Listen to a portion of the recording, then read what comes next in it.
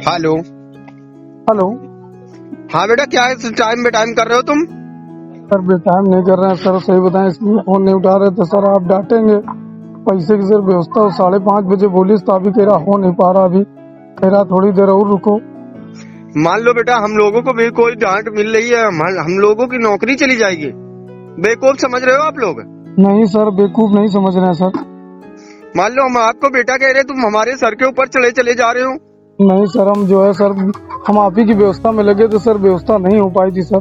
किसी से बेकार जो डाल लो अपना भाई। मान लो हम लोगों को बस हटाओ यहाँ से, तुम्हारे चक्कर में हम फंसे पड़े हुए हैं। तुमने 3,000 रुपये मांगे थे, मैंने दे दिए। तुमने दोबारा मांगे, मैंने फिर भी दे दिए। अब क्या मेरे माथे पर बेवकूफ़ लिखा है? नहीं सर, आपने मेरी मदद की है। मदद की है तो क्या ऐसा करोगे मेरे साथ? मेरे बच्चों के होली के लिए तक मेरे पास पैसे नहीं बचे हैं। ये आवाज़ है एक ठग की जो दुनिया को ठगता रहता है और लास्ट में वो खुद ही एक जागरूक नागरिक से ठगा गया। नमस्कार, मैं सुभाष, आप सबका स्वागत करता हूँ साइबर बडी पर। आज की कहानी बड़ी इंटरेस्टिंग है, पॉजिटिव है। कहानियाँ बहुत कम मिलती हैं ऐसी जहाँ पे साइबर क्राइम की कहानियाँ ही ज़्यादा आती हैं। पॉजिटिव रेशियो अभी कम है, नेगेटिव रेशियो ज़्यादा है। लोग ठगे जाने वालों की संख्या ज़्यादा है, जो ठग रहा है उसी को ठगने वालों की संख्या कम है, या ऐसे कि रिकवरी की खबरें अभी उस अनुपात में नहीं है। तो ये कहानी है, आजकल बहुत चर्चित है, कानपुर के एक व्यक्ति की।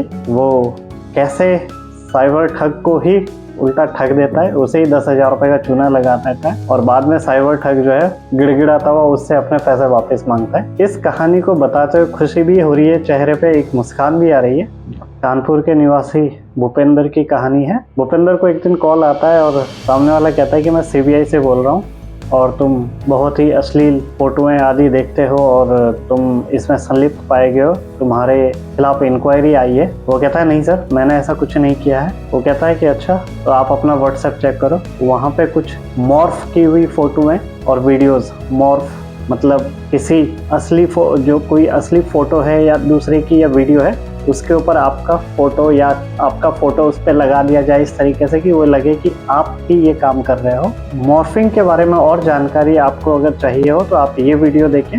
मैंने इसमें डिटेल में बताया कि किस तरह से जो है वो मॉर्फिंग होती है, क्या मॉर्फिंग होती है, क्या इससे सावधानी बरतनी है, तो इसमें आपको सारी जानकारी मिल जाएगी। तो जैसे ही साइबर सीबीआई का अधिकारी बना हुआ व्यक्ति उससे वो वीडियो फोटो भेजता है तो भूपेंद्र जो है वो अलर्ट हो जाता है, उसको डाउट हो जाता है कि ये पक्का कोई साइबर फ्रॉड करने वाला है जो मुझे फंसाना चाह रहा है। क्योंकि सही बात है, आपको पता रहता है कि आप क्या कर रहे हो, सही कर रहे हो या नहीं कर रहे हो, आपने किया है या नहीं किया। तो वो कहता है कि तो सर मुझे अब क्या करना पड़ेगा? कह रहा है आपके खिलाफ जो है वो इंक्वायरी निकली है, आपको गिरफ्तार करना है। अगर गिरफ्तारी से बचना चाहते हो तो 15,000 रुपये देने पड़ेंगे। कहता सर मेरे पास तो 1 भी रुपये नहीं है, मैं कहाँ से दे पाऊँगा? कहता है मेरे पास एक चैन है सोने की जो मेरी माँ ने मुझे दी है, वो मैं दे सकता हूँ, लेकिन उसके लिए मुझे जो है वो गोल्ड ऋण लेना पड़ेगा। अगर आपको देना है तो इसके लिए मुझे गोल्ड को गिरवी रख के उसके बदले में पैसा लेना पड़ेगा और उसके लिए मुझे शुरू में कुछ पैसे चाहिए, पर मेरे पास कोई पैसा नहीं है। वो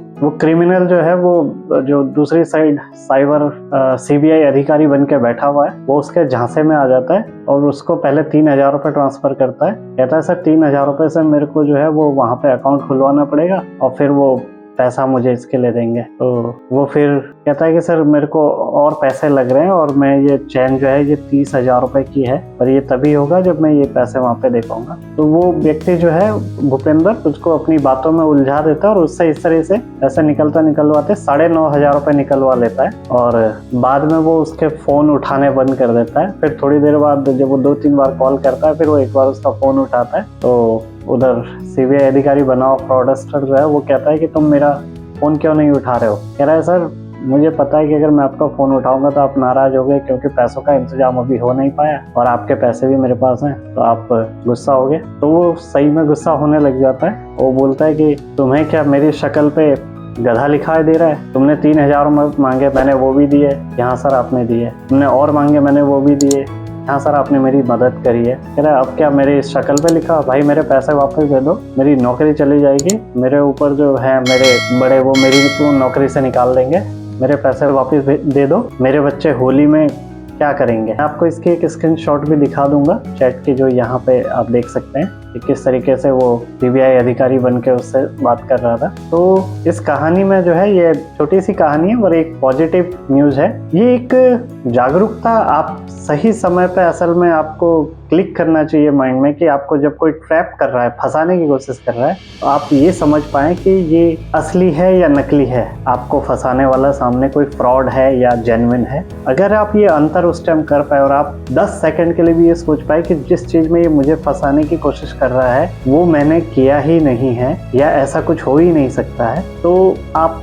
ऐसे पॉजिटिव सिंबल बन के निकल के आए, आप खुद भी सुरक्षित रहेंगे और सामने वाले भी जो है वो अगली बार 4 बार सोचेगा आप जैसे किसी भी जागरूक व्यक्ति से बात करने से। तो यही इस कहानी का टेक अवे है कि आपको कभी भी इस तरह की कोई कॉल आती है तो आप उसको उठाते हैं तो आप अपने बिल्कुल सचेत रहें, जागरूक रहें, और अगर ऐसा कुछ भी हो तो तुरंत जो है या तो उसको ब्लॉक करें या उसको जो है वो 1930 पे जो है आप तुरंत कॉल कर सकते हैं। अगर आपके पुलिस थाना आपके आसपास नहीं है, टाइम लगता है जाने में, तो आप 1930 पे नेशनल साइबर कंप्लेंट नंबर पे कॉल कर सकते हैं और वहाँ पे इसकी रिपोर्ट कर सकते हैं। सरकार इन नंबरों को ट्रेस करेगी और उनको पकड़ रही है। इस टाइम बहुत जागरूक है सरकार भी। तो अगर आपको कहानी पसंद आई हो तो इसको लाइक शेयर जरूर करें, अपने कमेंट, अपने सुझाव दें ताकि मैं उसमें सुधार कर सकूं अगर कोई कमी है और आपके लिए नई वीडियोस लेके आऊं। एक ही बात कहना चाहूँगा, मेहनत से कमाओ,